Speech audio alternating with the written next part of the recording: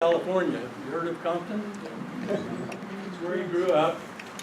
He lost his sight at the age of 4, but he adopted a can-do, positive attitude that has served him well throughout life.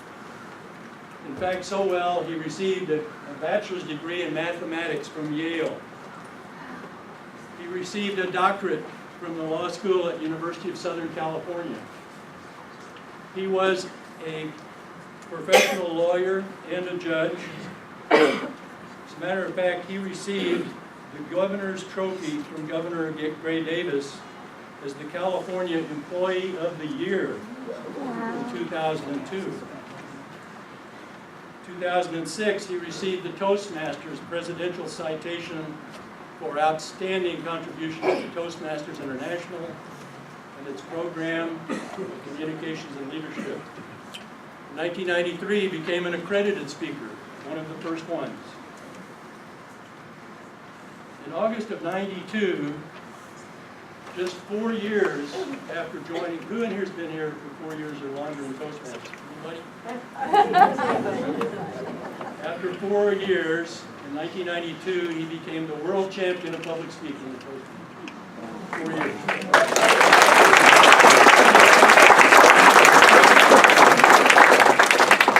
Has authored and published 4 very incredible books. Many of you have seen some of them: Making the Moment Meaningful, Master the Ceremonies, the excellent book, 104 Principles for Living and Working, and The Soul's Mirror, Reflections on the Fullness of Life. He's an amazing man with a great story to tell. Please give a rousing Division J and B welcome, Mr. Dana LaMon.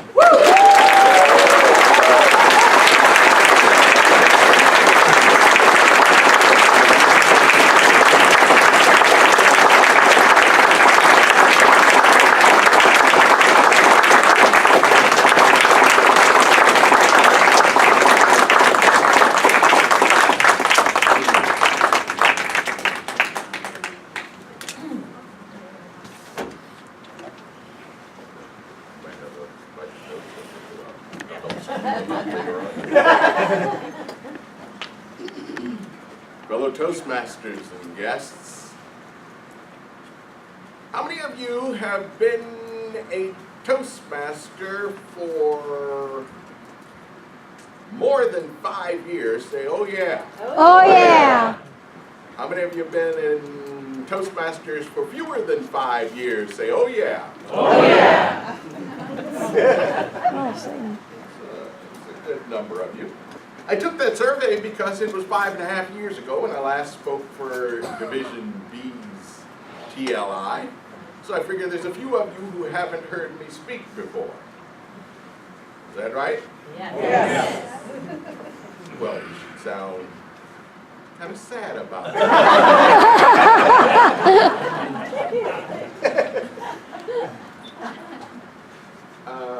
How long am I supposed to speak, Wayne? 20 to 25 minutes, please. All right, Erica, you got that? Yeah, I got it. Okay. And that's the person who actually drove from Lancaster. I could do it, but it would take me a little longer.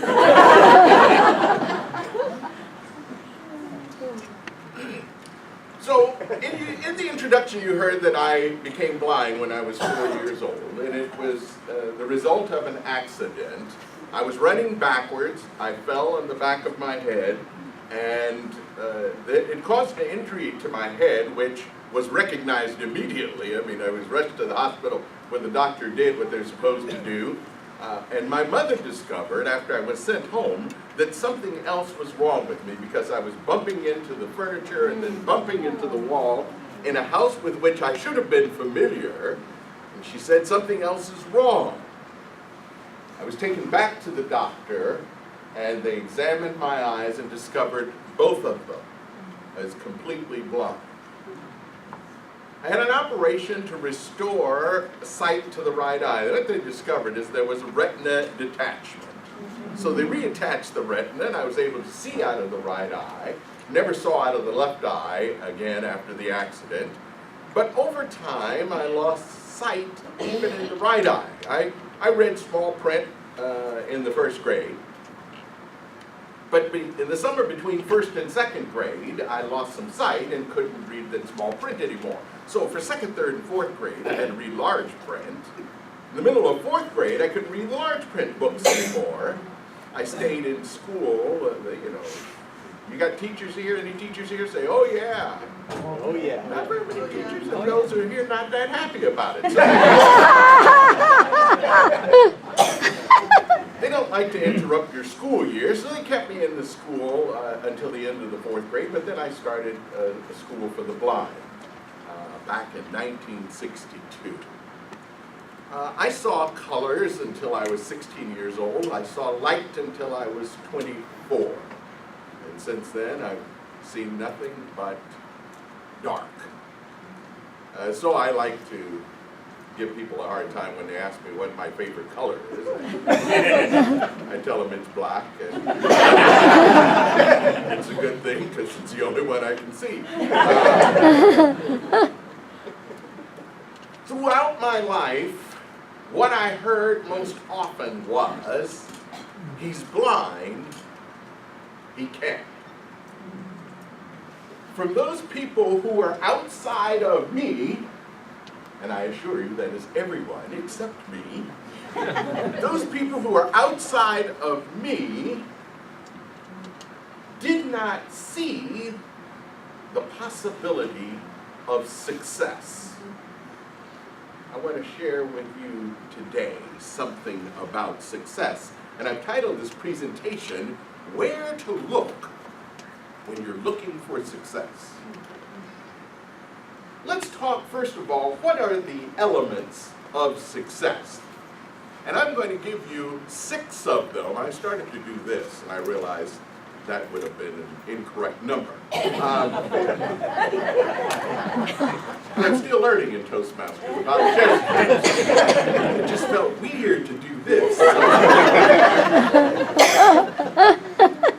6 elements of success, and in my normal way of giving a presentation, I would offer all 6 of them to you at the beginning, but I have a reason for withholding them one by one. So I will give a few quizzes during the course of the presentation to make sure that you're still following me. The first is purpose. Success requires that you have a purpose. Now, in general, all of us have a purpose. There's a reason why we were placed on this earth, and that universal purpose that each of us has is to give and to serve. We are placed here to serve the universe. But there's an individual purpose as well, and that is the specific purpose that you have been given. The specific reason why you are here. And that purpose fits within your talents and abilities. Not everybody can be a Herb Dowland. Not everybody wants to be a Herb.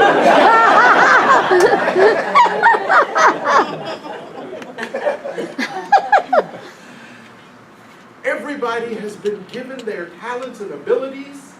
Toastmasters is an opportunity for you to discover what they are or to magnify what they are.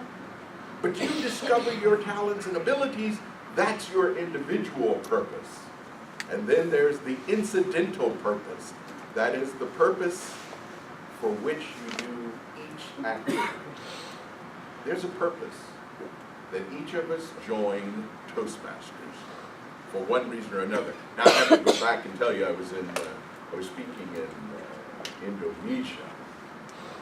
I believe it was the time I was in Indonesia speaking. And Balraj at the time had made the statement that we all join Toastmasters to be leaders. And I had some choice words. I kept them to myself. Because I know a lot of people who join Toastmasters to be speakers. And so I decided he spoke before I did. I decided when I got up, I would just take a survey. Why not take a survey?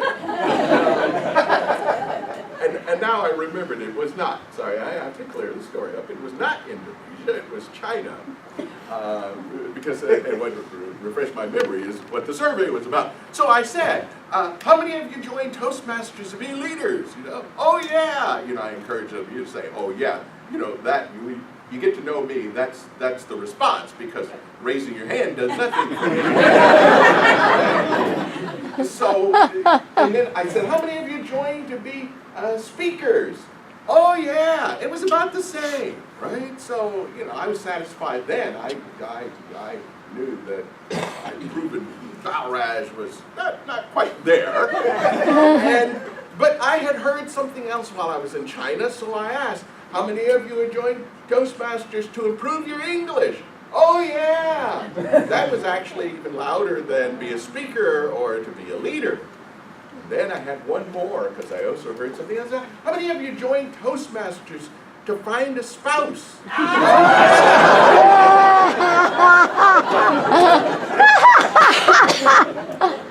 Ask Wayne about that. Well, Wayne Choate, that is.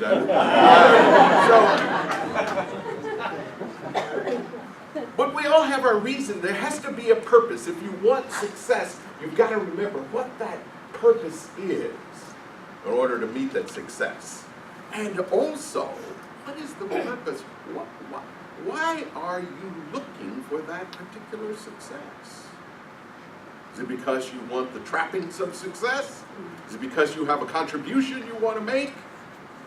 Purpose is the first of the 6 elements of success. The second is ambition. Ambition, and I need to make it clear because I was giving the speech and someone repeated it back to me later and talked about being ambitious. There's a difference between having ambition and being ambitious. Usually when you're ambitious, you're running over people to get what you think you want. Ambition is to have a strong desire for something, a desire strong enough to propel you forward. I'll tell you that it's not often that I get ill, but I've actually been in my bed for the past, since Tuesday. But I got up this morning, I had no problem getting up this morning because of my desire to present. I made a commitment to Wayne that I would be here. I love to speak. It was something that gave me a different energy that I could get. I'll tell you, Wednesday morning there was no motion toward the edge of the bed. I mean, Wednesday it was totally different. I mean, Erica said, Davey, you need to go away. Davey, you need to go away. But this morning I was up 2 hours before Erica was up. Because of that ambition to give a presentation, to say something to someone that will make a difference in how they approach their lives and how they approach Toastmasters. That's what ambition is about, having that strong desire. You know, when I joined Toastmasters, I joined because I needed to improve my ability to put humor in my speeches. That's what I needed to do. Well, that's what I thought I needed to do. After I joined Toastmasters, I was reminded there are a lot of other things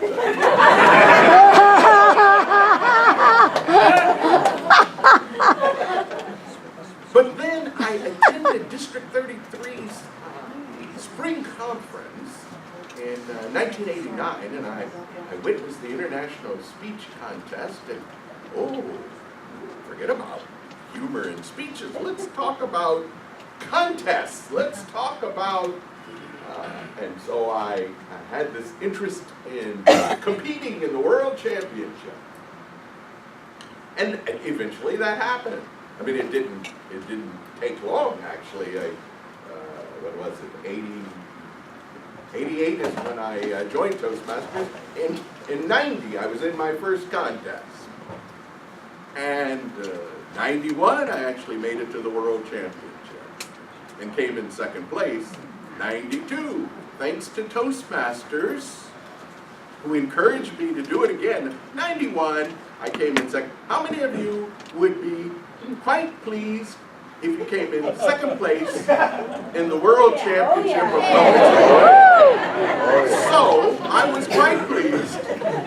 But there were Toastmasters who encouraged me to do it again, especially my mentor, Lucille Lanham. She said, you gotta strike while the iron's hot. That's what she told me. So I competed again in 1992 and came in first place. Here's my point. Your goals change. That is to be expected. What is also to be expected is that they are goals that are strong enough, they keep you strong enough to desire to propel you forward, no matter what the situation might be. Ambition is that second element. The third element of success, thank you. I was back at another speech, so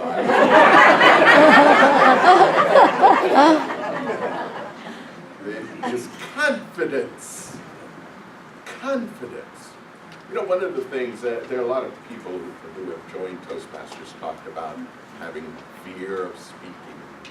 And overcoming that fear, they develop that confidence. Yes, that's one of the things. That's one of the benefits from your Toastmasters experience. But confidence not only in speaking, but confidence in yourself. Confidence in who you are. That's the confidence that I am talking about. It starts with confidence in speaking. I created a program for elementary school kids called Excite. It's excelling in confidence, image, thought, and expression. And I encourage them to stand up and say their name and say it like you like it. Because too often I heard kids who stand up and they, what's your name? He said, what? Say your name and say it like you like it. So, you know, when you give kids permission to make noise, they'll make noise, right? So I gave the rest of the group, we had average attendance of about 33 kids in this program. And you give them permission, you know, if they don't say their name loudly and clearly, I want you to say it like you like it. You know, and those kids did it too. It's like, say it like you like it. You can do that now here today, by the way. I haven't been given permission to do that, but I don't always need permission to do what I do. So if someone gets up and says their name and it's not clearly and loudly, then you have my permission to say it like you like it. All right, let's practice a count of 3. 1, 2, 3. Say it like you like it. Okay, there you go. So that's the beginning of confidence. But confidence in who you are. One of the things that I develop with my presentations on making the moment meaningful is getting people to define who you are. You get to define who you are. You define who you are by what you do, by what you say, by what you share. And if you don't define who you are, somebody else will. That's what I discovered. He's blind, he can't. That's their image of Dana LaMon. That's how they saw Dana LaMon. So I had to define who I am. So confidence in who you are and confidence in what you are capable of doing. Now, I grew up going to a church that taught, you know, what churches teach. And did I hear a signal? Yes. Oh, thank you. I'm not good on time, so that's why Erica's working hard on this one.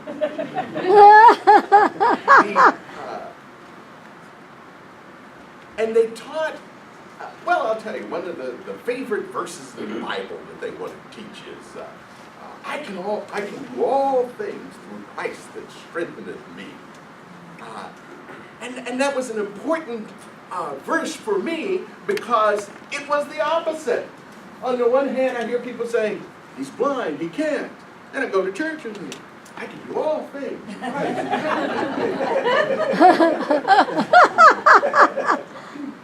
So I think it's important that you have the confidence that what you were placed on this earth to do, you have the ability to do it. And maybe it's been 39 years of your life, or 46 years of your life, or 65 years of your life, that before you joined Toastmasters and you discovered that through a program of communication and leadership, you also define what you're capable of doing inside. But you've got to develop that confidence. All right, first quiz. First three elements of success are?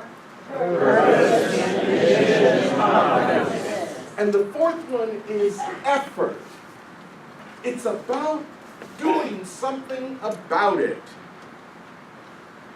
I grew up, when I went to school, I went to a school for the blind for 5th grade and 6th grade.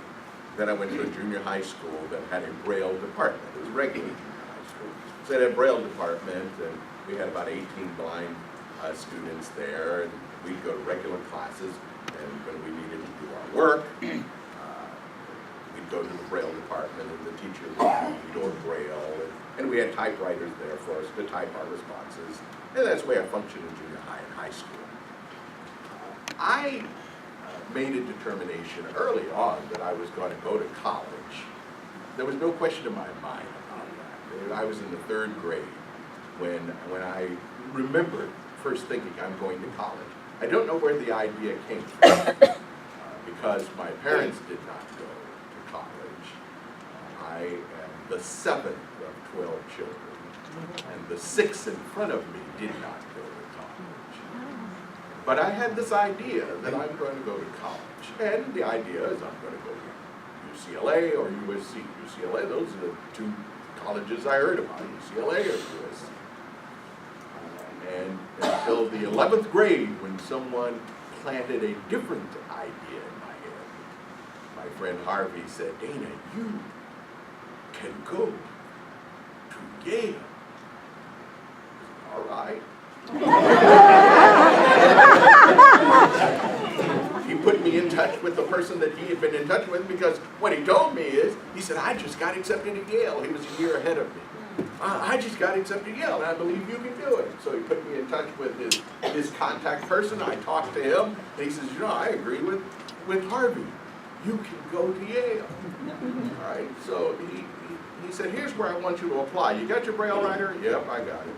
He said, "All right, I want you to send an application." You'll know how long ago this was. Write to get an application and catalog for Yale. Okay, I write that down. Harvard, okay. Princeton, Columbia, okay. MIT, all right. And as a safety valve, Stanford.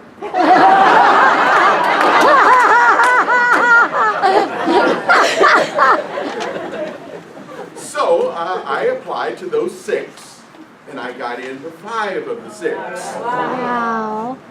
But it took some effort. I couldn't just, they'll feel sorry for me and they'll let me in. That doesn't work because they're on this side. He's blind, he can't. You have to put forth an effort. And I had to do that even when I went to talk to my Department of Rehabilitation counselor. They're the ones supposed to help me reach my goals. I go in and I say, "I want to go to Yale." And there's hesitation. You see, their success is measured by successful closures. They want success too. They want successful closures. They call it 26. This is a 26 closure. And what's nice about it, what they wanted is a closure as quickly as possible, right? So if I went in there and said, "I just want to go across the street," they said, "Oh yeah, we can do that really quickly. You can go here first." The sooner the better. I said I wanted to go to Yale. They're looking at the, "Ooh, that's going to take 4 years." It's going to take 4 years to close that. They said, You know, we have had success in sending blind people to the Systems Development Corporation to learn to be computer programmers. It's a 9-month program, and in 9 months you could be making money. Okay, so you guys got excited about that. But I'm talking about 1969. I said, what the hell is a computer?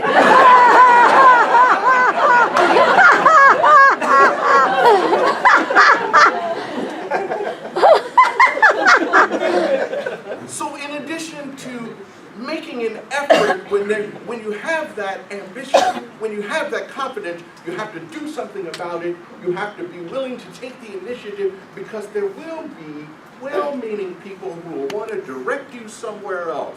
Why? Because it benefits them, not because it benefits you. So be willing to make the effort. And then there's resilience.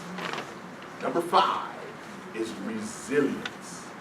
Resilience is important because the road is seldom easy. Resilience is about the ability to bounce back. No matter what hits you, you bounce back. And it doesn't matter how hard it hits you. It doesn't matter how hard you hit the ground. What matters is how you get up.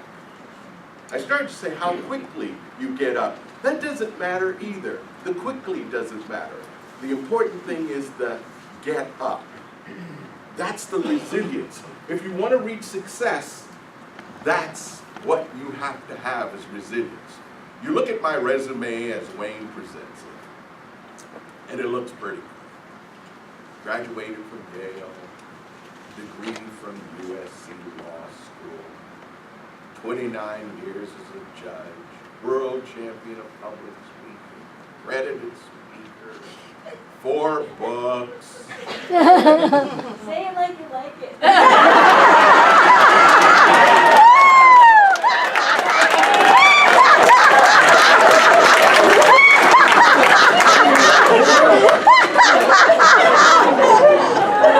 That's Katie. That was good. See Erica during the break, she'll during the break. But now we have to add 2 more minutes to my time. Because that one wasn't planned.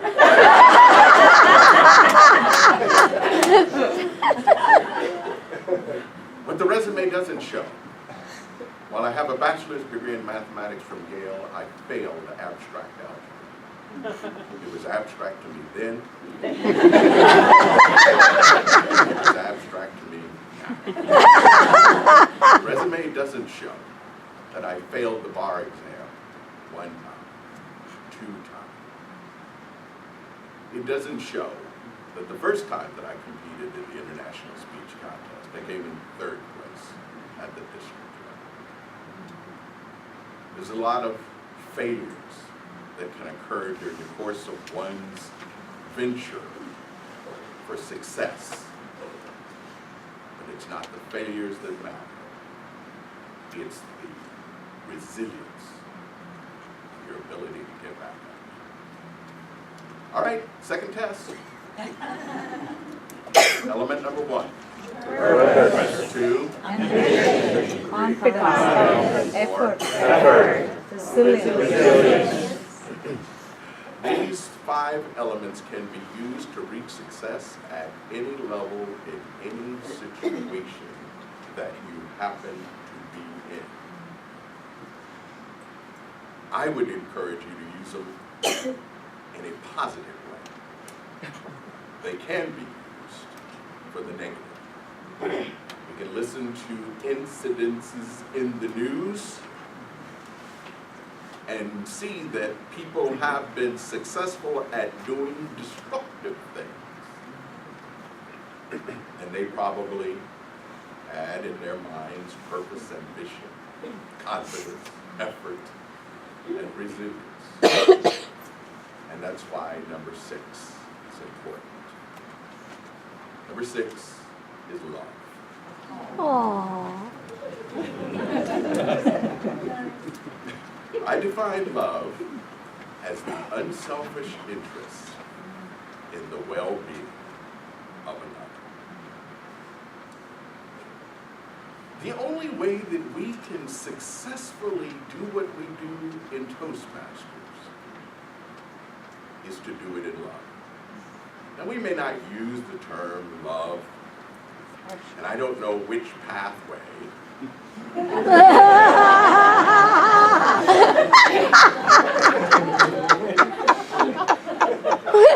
But in truth, to be an effective evaluator, it has to be done in love. That's the only way that you can be sure that you have given your fellow Toastmasters something to edify them. You're going to be a judge in a speech contest, it has to be done in love. That's the way that you ensure fairness of what you do. You're going to be an area director, division, or district leader, it has to be done in love. That's the only way fellow Toastmasters and members can be sure that you have their interests at heart as well as yours. So, the sixth element is love, that unselfish interest in the well-being of another. So there are the 6 elements, final test.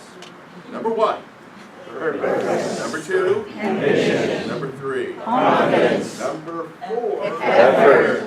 Number 5, resilience. Number 6, love. But at the outset, I told you the presentation was where to look when you're looking for success.